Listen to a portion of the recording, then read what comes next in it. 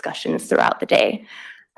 As well as our Youth Thinking Ahead team, we have a brilliant team of 9 future leaders, students who are scattered around the room, who are helping us with the event and will be participating in the conversations with all of you through the day. Maybe you can raise your hand if any of you are around. Here you go. the voice of youth.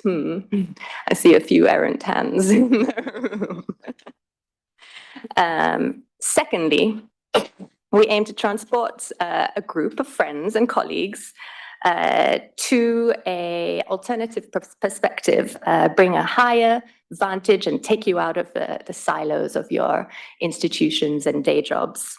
From this metaphorical summit, we want to open minds, bring an alternative perspective, and build collective intelligence to have a clearer view of the future of work, the role we play in it, and how we can get there.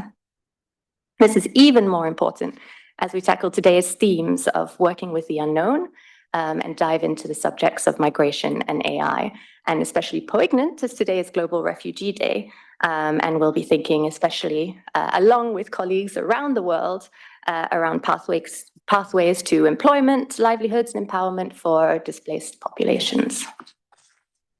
Finally, the summit is the end of a steep, brisk hike for our small TASC platform team. And I would like to introduce you at the start of the day and at the same time share a huge thank you to them for bringing this day together. So we have Juanita Kalibala, our comms and events manager over there. We have Yasmin Chowdhury, our project manager. We have Tamara Pirani, managing director of the Center for Trade and Economic Integration, which hosts the TASC platform here at the Graduate Institute. Online, we've got Leo Chauvin, who's moderating our online discussion today. We have Joanne and Michelle, who are doing social media and photography.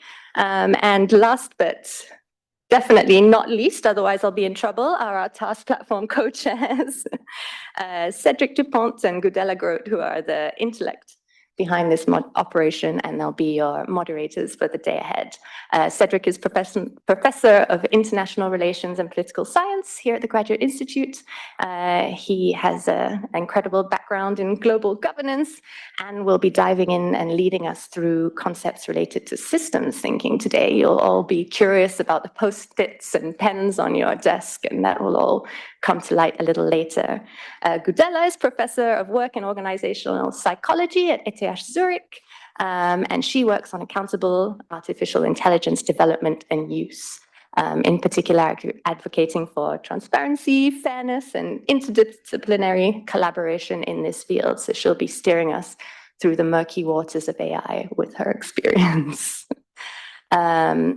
And last but most excitingly, I'm delighted to introduce our special guest for today, Ambassador James Waweru, Ambassador of the Republic of Kenya to the United Nations and international organizations here in Geneva to engage with Cédric and Gudela and to ground us in the context of Kenya when it comes to these topics of migration and AI today. Ambassador, thank you for joining us. We're really delighted to have you. Enough from me. Without further ado, I would like to turn you over to Gudela to set the scene a little on the topics that we're talking about today. Gudela, over to you. Okay, thank you. Yeah, it's wonderful to have you all here. It's wonderful to have you here, Ambassador. In preparing for this event, we were discussing, the summits you tried to climb before, and we thought we make the summit even a little higher this time, and in a way also broader. Many of you might have wondered why would we discuss migration and AI together? And obviously a link for us in that is that they both are very much related to the world of work. And we will be very curious to work through possible connections eventually through these topics. And we are particularly delighted to have you here because I think Kenya is an incredibly interesting example, I think, in that respect of really on the one hand side, pushing new technologies, using and also being part of the development of new technologies at the same time. I mean, having one of the largest refugee camps in the country and having all sorts of problems of your own. And it will be very interesting to hear your perspectives on these topics. And you also saw that headline of silos and complexity and the unknown. So that was all kind of buzzwords we put in there. And to us, they kind of all belong together in a way, because maybe we would argue that even though everybody talks about we should break down the silos, we should work together more, we should link all these various topics because obviously they are interlinked, and Cédric will talk a lot more about that in terms of, I mean, kind of system thinking type of depictions of these topics. But at the same time, I think we build our own silos also, because that's for us a way of breaking down the complexity, reducing the uncertainty, being in a situation that we feel more comfortable with, that we know that we can work with, that we can trust more. So silos can be structures also that maybe even enable action, but enable action then beyond the silos. And that's a little bit the theme of today, I would say. And with that, I hand over to you, I think. Well, thank you. So welcome to everyone. Thank you for being here. So the idea, as always, the mission of the TASC platform is to really try to change mindsets, or at least to try to have them be slightly different. And so for us, it's really trying to really engage with the unknowns. Of course, the unknowns of migration and AI are very different. The unknown of migration often because we don't want to know, whereas AI actually because we can't know. So I think it's probably known unknowns versus unknown unknowns. So we're going to play with these different things, or maybe not. And of course, and depending where you live, if you live in Geneva, if you live in the middle of Switzerland countryside, of course the unknown is not exactly the same, both technically but also in migration. But I think the idea, of course, of uncertainty and complexity is that we have to accept and to live with unknowns. This is not going to be changing. This is going to be worse, and we try to really do that. The unknown is also sometimes due to the fact that we don't want to turn the head left or right. And so I used to say that one of the mission of TASC, in case once I'll actually no longer be a professor, I'll be a cognitive yoga teacher. So, it's basically just stretches your mind, make it more plastic. And as some of you like me are, cannot maybe past the age of being very flexible. So this is really very, very important, particularly cognitively speaking, because you have lots of beliefs that we know actually are going to be very problematic if we want to reach some different goals. Unknown are also very problematic, whatever the way you make decision.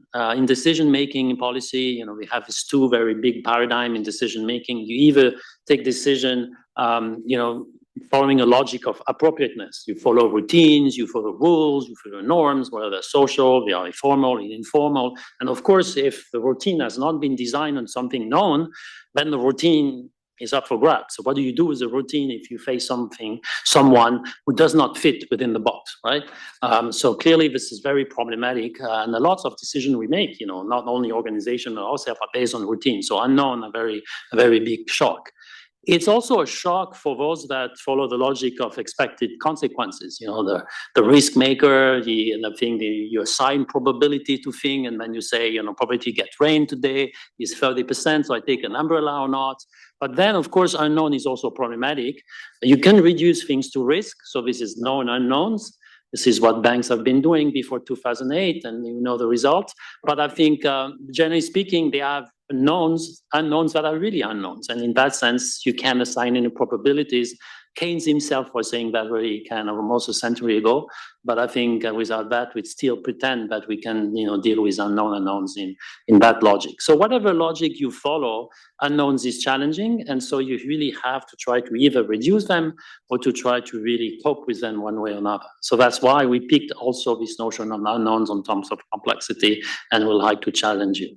And the way we set it up is that we have, we're going to, of course, engage with ambassador right now. And then after we'll actually have you work and basically learn from you rather than we telling you what to do, and to see how the collective intelligence in this room will work out. So without, being longer, because I'm sure Kitona will soon start looking at me about time, we now turn to, of course, back to you, and then to listen to the perspective from Kenya on some of these issues. Thank you so much. Gudela, did you have anything to add to Cédric's reflections? Maybe just one thing, because when you were saying the unknowns and we try to reduce them because we feel uncomfortable with them or we need to cope with them. And I've been pushing a little bit that sometimes actually more uncertainty can be better in terms of, for instance, having a broader view of being willing to explore and innovate. And we were just discussing in preparation this morning a little bit, especially I think when we have lots of resources, and I guess we're here at least around are very lucky to have lots of those. That's actually a very good moment to broaden up and maybe face more uncertainties and create uncertainties in terms of really trying new approaches to problems. As I mean, everybody talks about controlled experimentation, and I think, Geneva is an incredible place for that. So that maybe just to add to that. Over to you. Thank you so much. Ambassador, would you have any immediate thoughts or reactions on what you've heard from Cédric and Gudela? And following that, we'd really welcome your thoughts on how these unknowns are being tackled or being developed themselves in your context in Kenya. Well, thank you very much, Kisron. Thank you, Gudela, Cédric. Very good morning to all of you. I'm sure you've had a cup of coffee. Good morning. We'll get there. Thank you for this invitation. I must say, it is also a privilege to speak after such well-known personalities, Gudela and Cédric now. When I was speaking, I was looking at my notes and I was just saying, that paragraph has gone, that has gone. So thank you for throwing me into this known unknown, or is it unknown known? Exactly. But thank you very much. I'll just speak partly my notes because I have my colleague here, Yvonne, and if I don't stick to my script, she might not be very happy with me. But then also, in a way, try to see how we will open up the space for, I think, more Q&A is better. So at Kenya, we recognize that there's a very profound impact on technology advancements and global migration, especially on the future of work. We are actively addressing these challenges through ambitious initiatives that harness digital transformation while creating opportunities for people. We are a very special country. I'm sure you know that. I'm just not saying that because I come from there, because we have taken steps in bridging the digital divide. We are committed to developing a nationwide digital infrastructure. The country right now is embarking on a 100,000 kilometer last mile fiber optic network, meaning putting fiber optics to every house. We are also establishing 25,000 Wi-Fi hotspots across market centers and constructing 1,450 ICT hubs across our 47 counties. All this is to facilitate digital learning, access to government services. I'm proud to say that all our government services, from the day you were born to the day you depart and everything in between, is now digital. I can do it from right here, sitting, something that we never used to do a long time ago. Our business transactions, I'm sure you've heard of M-Pesa. You've heard of M-Pesa? Google M-Pesa, you'll see, we were the first. Then everyone now, every other bank in the West now tells me about phone banking and sending money. I tell them we did that 10 years ago. And more so now recently, remote working opportunities. Why is all this very important? It's because we believe that we need to unlock new employment avenues for people and foster entrepreneurship in the digital space. We acknowledge that we need to equip this new workforce with future-ready skills. So we're having very robust conversations around the world about shared responsibilities. And our progressive policies aim just to ensure that we create jobs for our unemployed youth, which also includes migrants from our neighboring stations and countries, our brothers and sisters. As we know, our part of the world is a bit feisty sometimes. So we do that. So for example, I'll just say that Kenya is really putting itself out to be at the forefront of Africa's business processing outsourcing sector, the BPOs, to roll out digital jobs. This is also part of our President William Ruto's bottom-up economic transformation agenda, we call it BETTER, and the youth development strategy. So that we have youth who have digital skills for digital jobs. So that we're not spending a lot of time just TikToking and Facebooking. You can TikTok and Facebook and make money at the same time.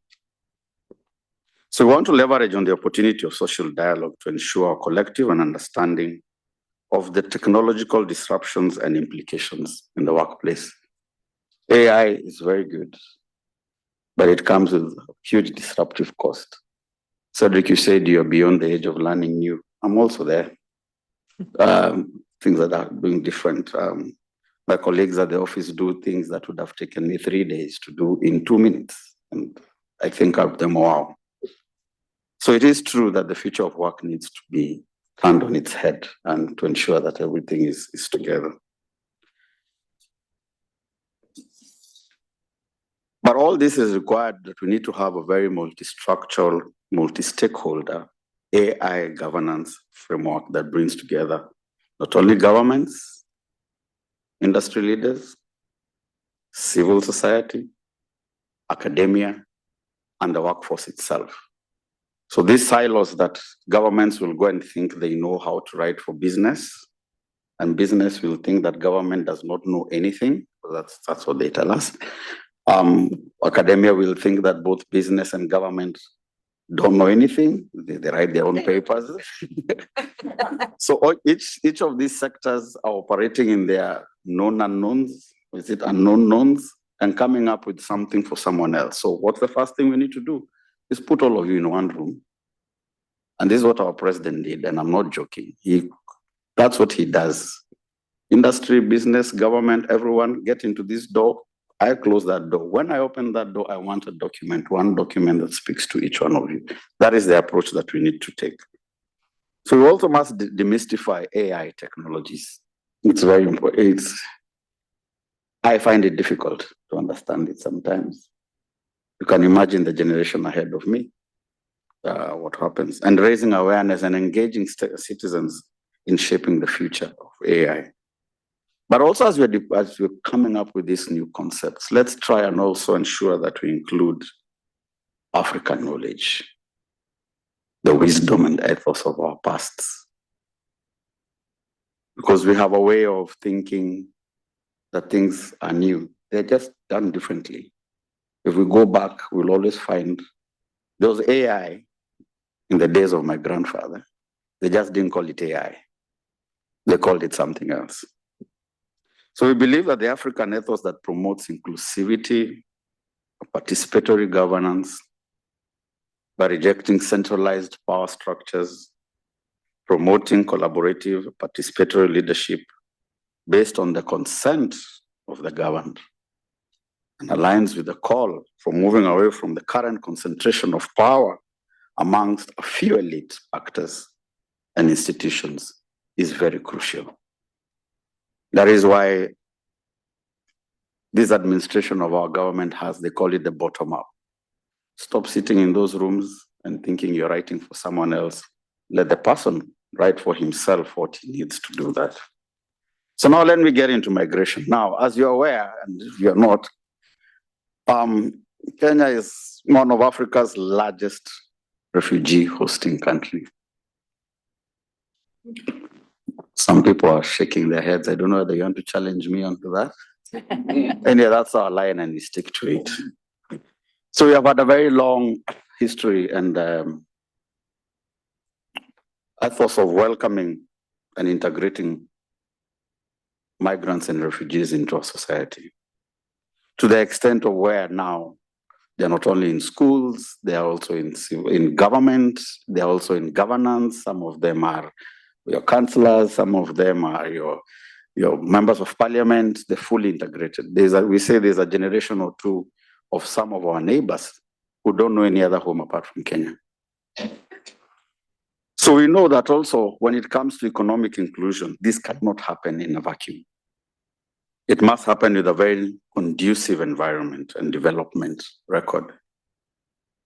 So it's also very crucial to match the call of inclusion with the issue of development support and resources.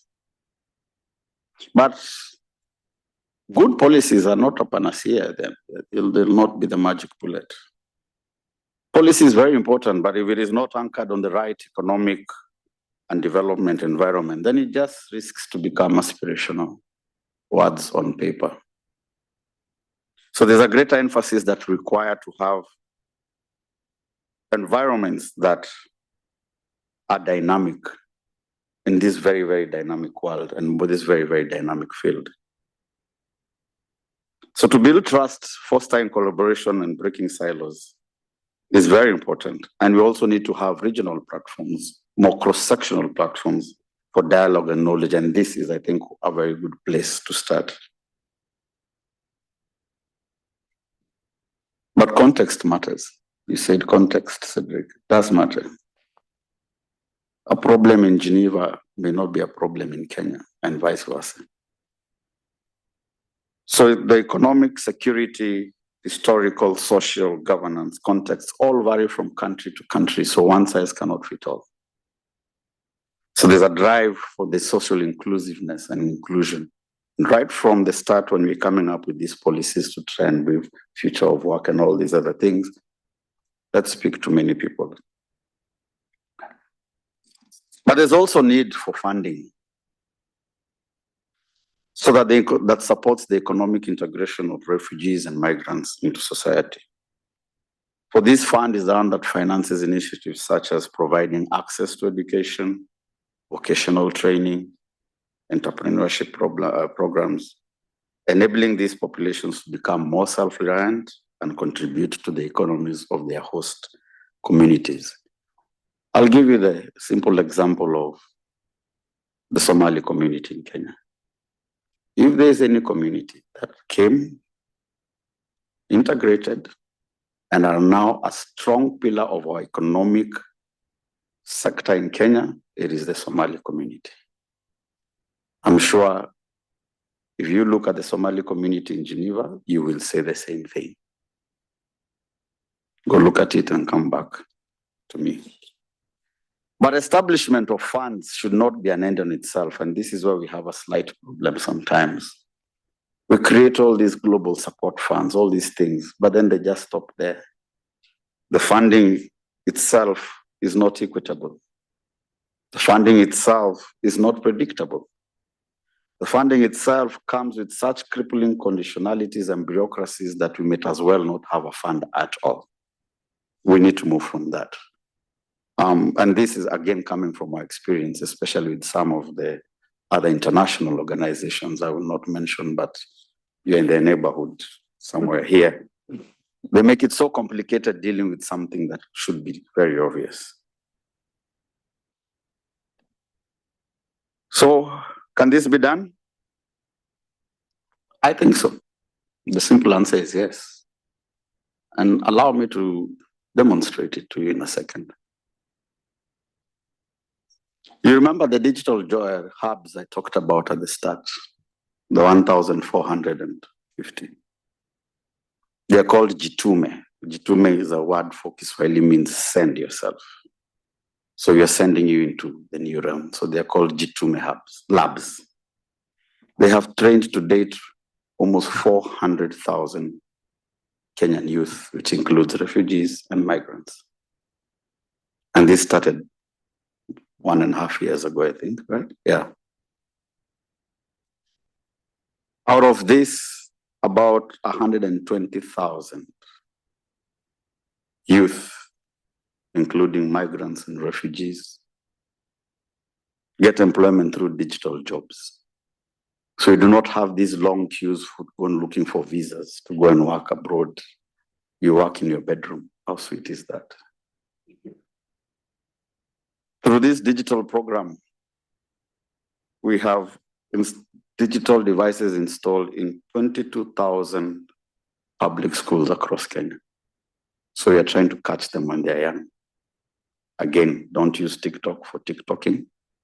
Use TikTok to make money. I think it can be done. And if you don't believe me, just remember 400,000 youth digitally trained, a quarter of that working digital jobs from the confines of their house. So in closing, allow me to ask one or two questions to everybody, I think. We say that policies are not the panacea, but they're also the problem with policies. When we write them for ourselves. So ones who may know how to think, read, or you think you know how to think and read. Government officials speak government needs, academics, you speak your own language. 3/4 of the time, I'm not sure everyone understands. What are the practical, pragmatic steps that should we take and put into these policies so that we can deal with the need of complexity, meeting silos, and as I have just known, the known unknowns and the unknown knowns? And what will be the implications of this very practical and pragmatic approach towards governance and practice for the future of work in this line of a more fractious international society that is only going to generate more refugees and more migrants? Thank you for your kind attention.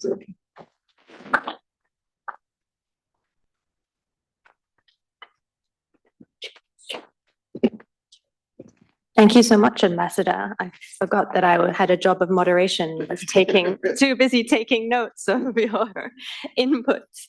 Cédric, Gudela, would any of you have any follow-up comments or questions for the Ambassador in response to his points that he made? I may start. First of all, thank you for stimulating thought and for asking questions that we'll try to answer throughout the day, at least try to begin to answer. I have the impression when I listen to you that you basically, some of the most vexing challenges that you have on these issues are at the international level more than at the domestic level.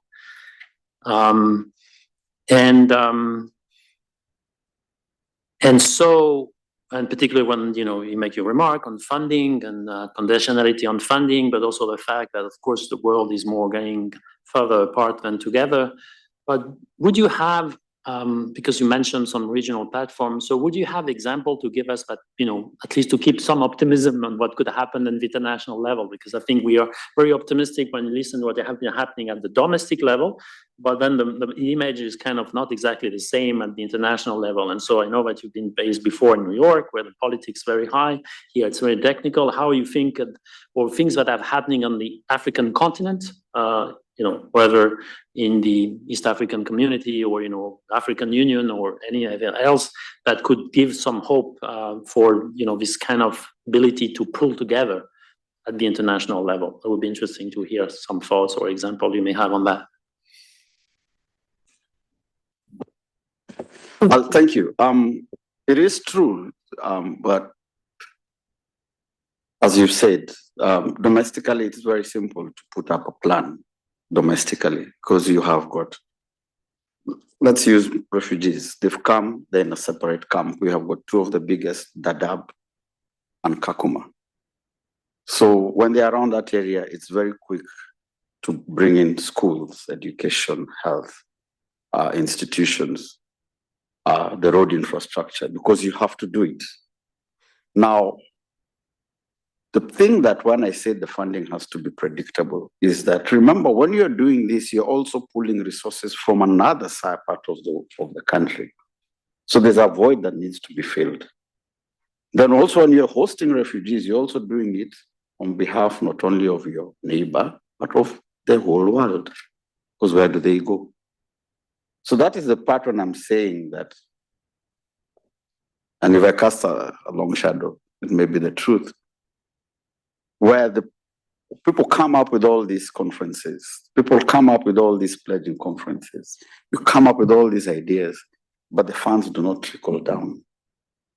And that's where I'm saying the disconnect appears, because if we agree that you are hosting them because of your proximity to it, then at the end of the day, you must help me continue to take care of those, because you also don't want another situation that it starts where the local community starts feeling that these guys who came from across the border are taking our resources. Because when that happens, then now you have utter chaos. So if we balance that, and there are international organizations that are supposed to do that, they land on the scene fast. We come up, I was involved a long time ago. It's amazing when I was trying to prepare for this, the promises that came up to my mind. We'll sort it out. We'll build it. You use the money. It's the kind of thing when my mother will tell me, use the money, I will refund you. Do you think my mom has ever refunded me a coin? Right? But she told me to use the money, she will refund me. So it's that situation. So if we can stop that place where if you get my mom to refund my money, I'll give you a cut of it. I think that's just the conversation that we need to have. Thank you. Gudela? Yeah, I wanted to dig a bit deeper into the AI stuff, because as far as I know, Kenya has been very active also in creating their own kind of legislation, governance kind of framework around AI and whatever advantages and risks it might have. And I wondered, I mean, you said, and obviously I guess everybody would probably fully agree that it needs to be multi-stakeholder and all the different roles need to be represented in this. And I was just curious whether you can say a little bit more about how you've done that, because I mean, everybody is looking at everybody else currently because it's such a hard problem. So if we can learn from you, that would be great. I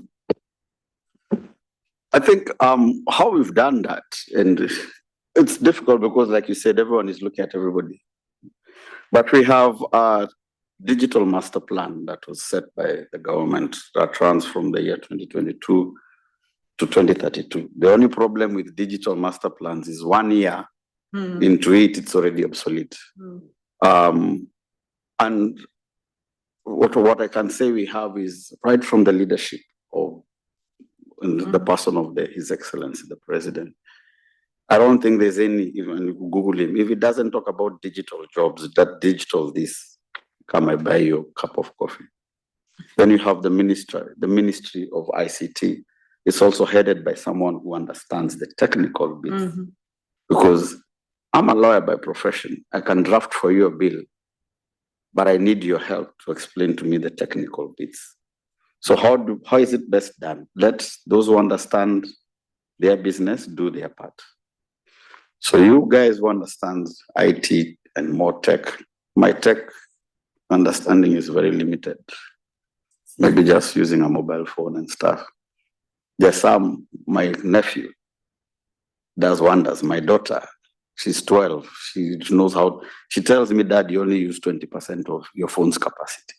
So if someone who understands tech and digital space and everything get to speak with people who understand it, so they come up with a plan, then it will be easier to plug in everybody else, or so that when you're telling the lawyer now, this is the law we need, he is just translating what you told him to try and put it in legalese in a way that no one except lawyers will understand later, so that we don't write ourselves out of jobs. That's why laws are written in corners, so that you get this. But just seriously, is putting everybody in the room has worked, and coming up with an approach that includes everybody who might be affected by this. In Kenya, public participation is a constitutional right. You cannot pass anything without taking it to the public. And if you've ever heard of Kenyans on Twitter, you heard of KOT, they can decimate you in 5 seconds. Don't try them. So I guess that's it. More participatory from the bottom, going up, and future-proofing it in a way that you're not also just dealing with what AI sounds today, because I'm sure by next week we'll have found something else that we didn't know. And I'm sure by the end of the year, it may not even be called AI itself. God knows what we'll call it. Yeah, thank you very much. Sorry, just a quick follow-up, if I'm allowed, because I guess part of that discussion, and that's not only for AI, I think that's for any legislation. Everybody talks about hard and soft law, and how, I mean, especially if you want to keep up with innovation at all, it can't be hard law, it needs to be soft law. And people distrust that in particular, I think, for AI, because they feel you really need hard law, otherwise business will go lunatic on this stuff. So I wondered again, I mean, you said bottom up, and would that be also to try and have more of a soft law to sort of approach to this, or yeah? Very quickly, I think for AI, and because you're dealing with data, and data is the new gold and is the new oil, then the corporates have to be in the room. Otherwise, you can write whatever you want to write. If it doesn't help them make money, or if it takes money away from them, then you're in bigger problems.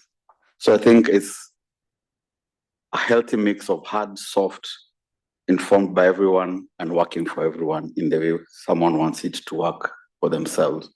So I guess it is moving more from the unknown to the known without getting to Cédric's unknowns. Thank you.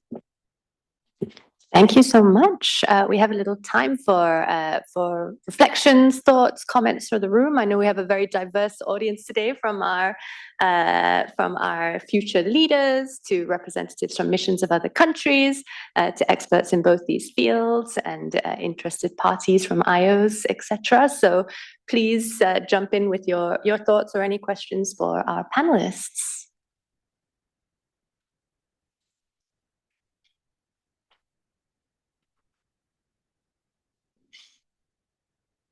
Our online audience is asking questions.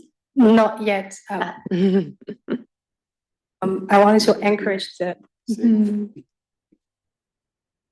I think I wanted to ask. You just said AI is the new gold. Is this better? Yes. Okay. You just mentioned, concluded with this gold mine of a sentence. AI is the new gold. AI is the new oil. Knowing that we went through these huge phases of gold and oil, how do we tackle the unknown with this one? How do you compare the two? So he said data is not AI. Even better. Okay. Do we take a round or? Yeah. Any other thoughts from the room? I have a question, Ambassador. I was thinking about this on my way over here. Thank you. Regarding, in the context of migration, it's resulted in a lot of what we call multiculturalism in the West. Do you see a scenario, or can you envision a future where that sort of multiculturalism, if it did not already exist in the South, is allowed to awaken in the South, in the global South? Thank you. And maybe one more, if there's another.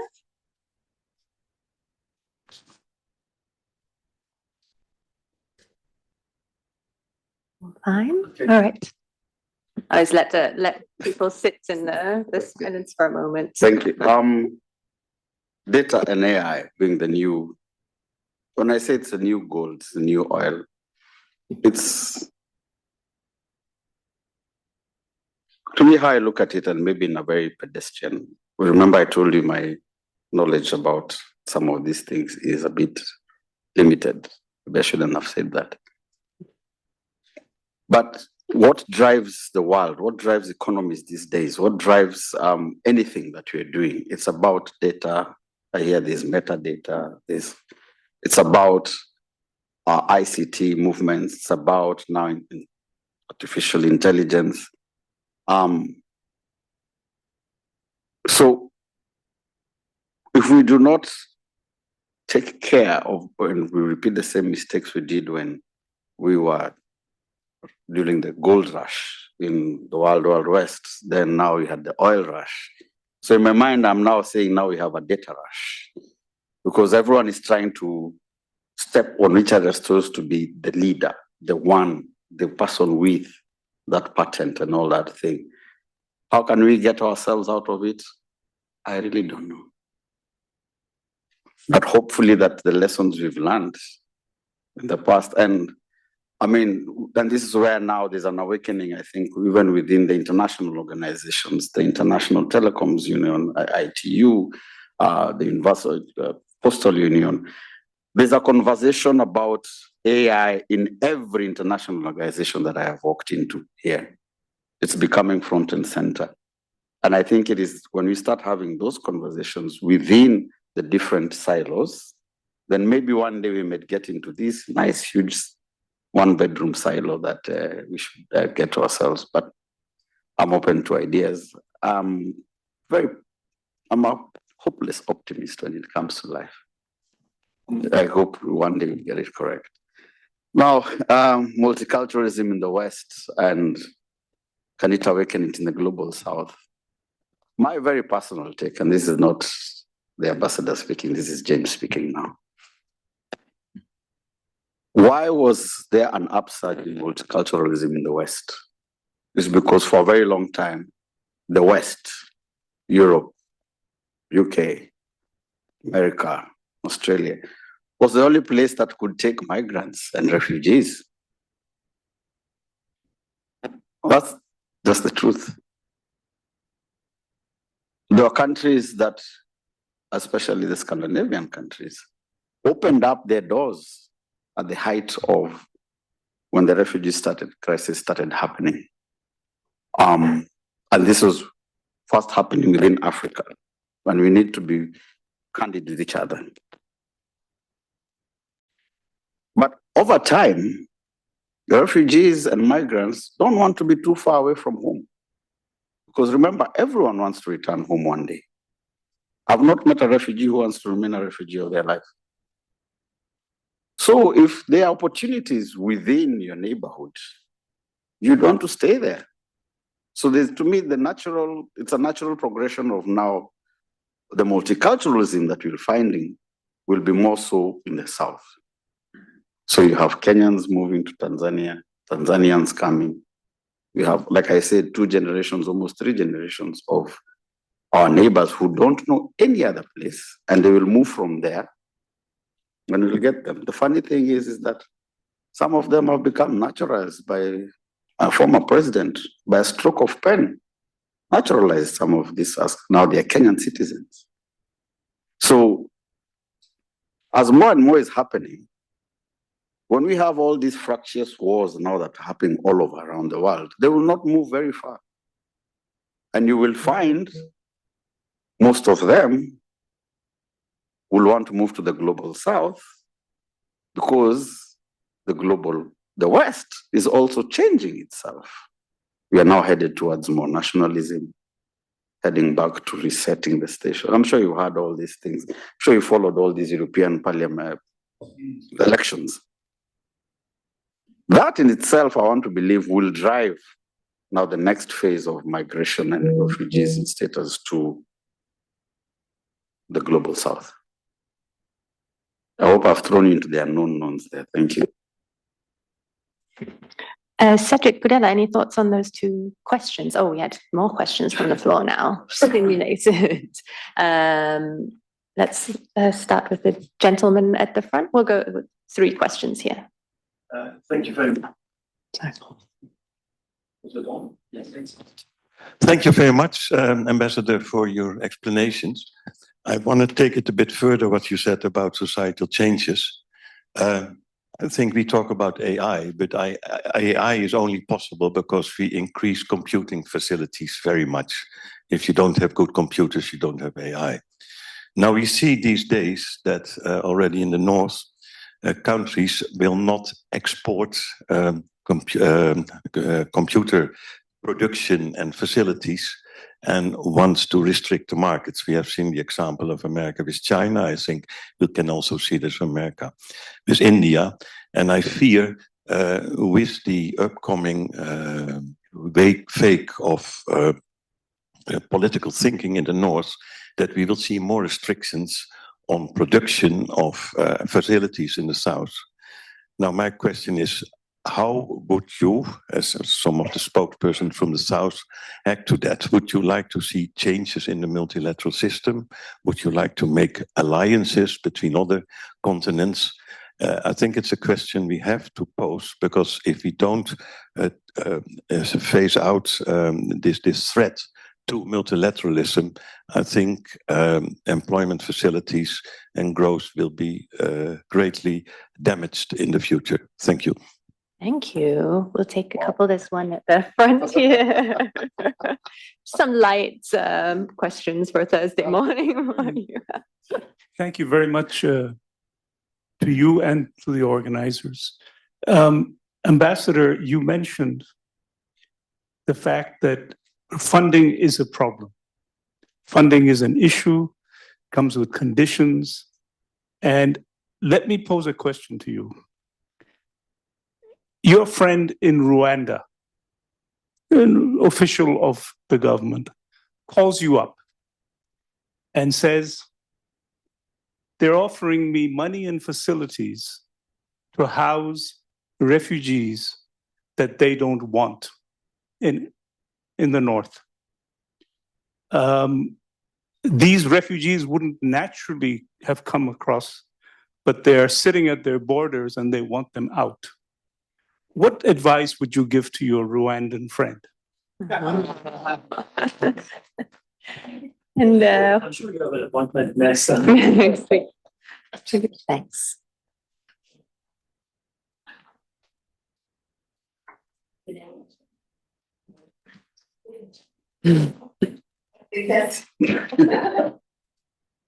Thank you.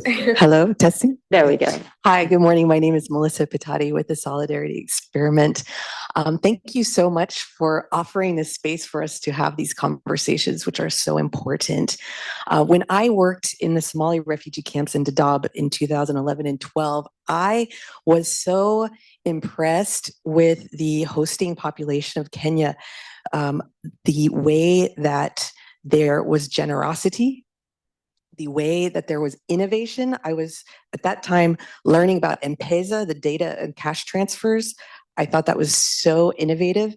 I was so impressed at how, for example, Kenyan Red Cross was able to tap into the generosity of the Kenyan population to raise funds.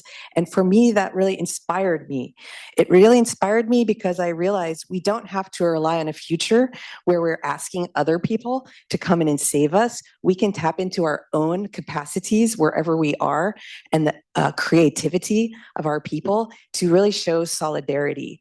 So my question for you is about this idea of crowdsourcing solutions in an age where, yes, we have seen governments try to put up barriers, but we have seen technology reduce barriers.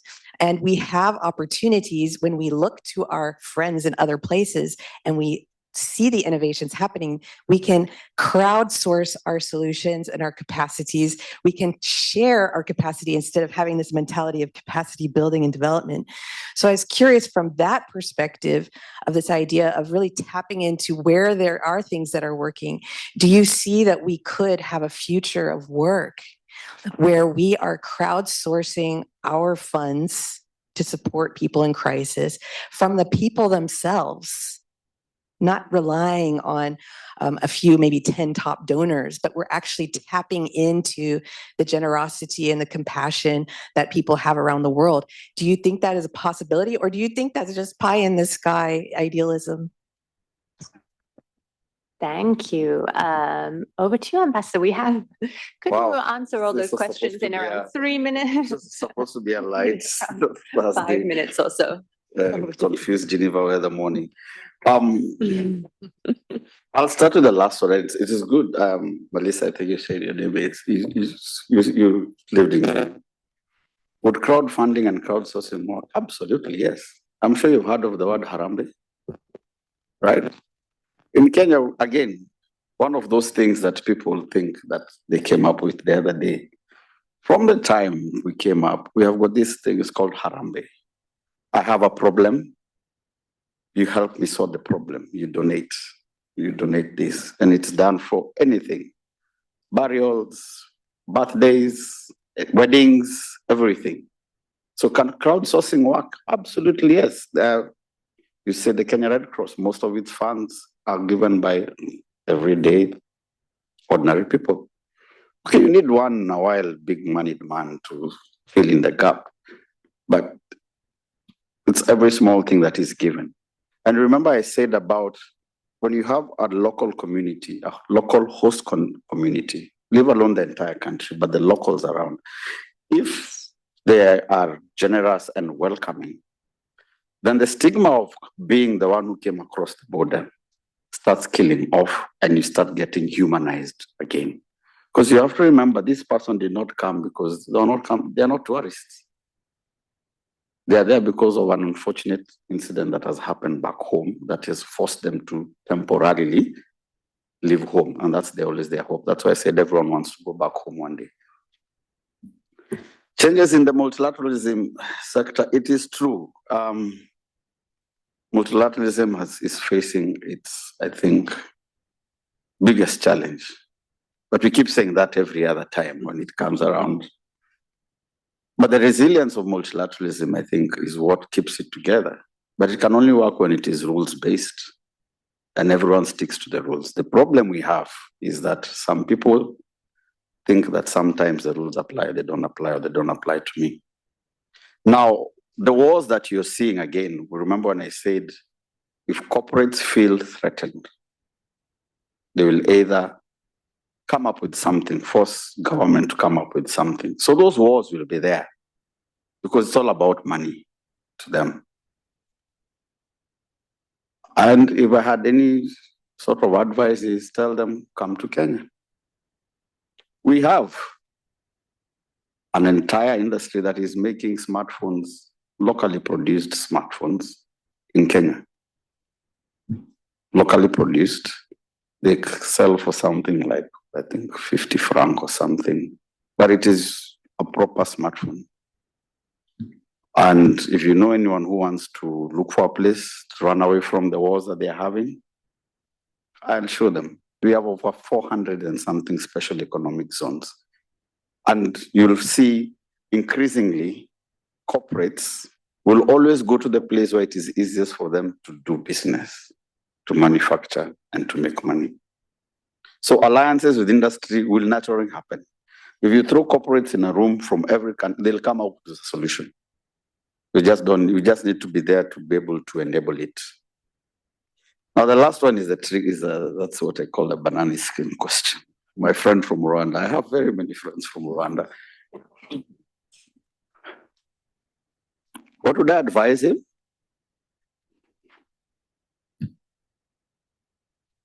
It's be guided by your national interests.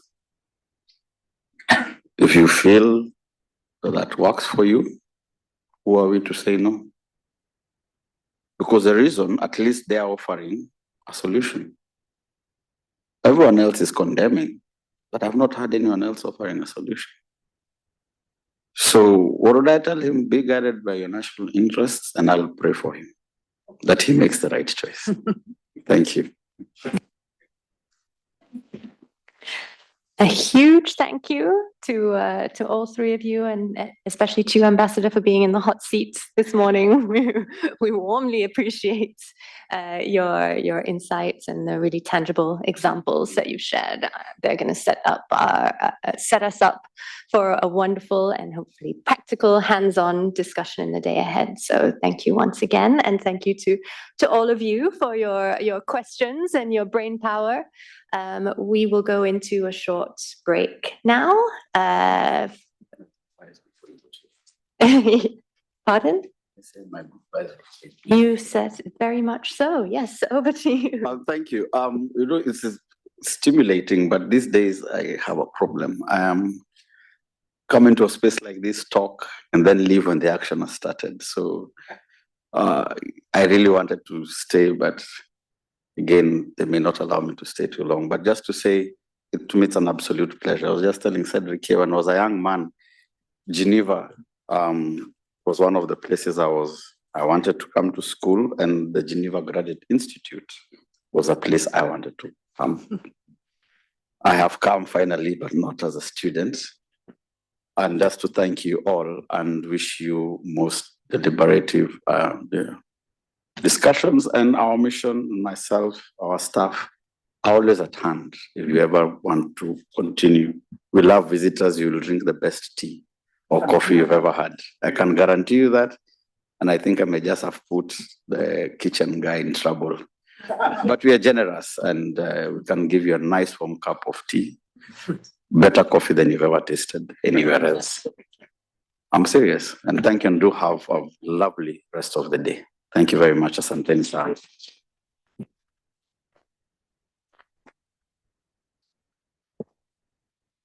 Thank you so much. There's some teas and coffees outside. And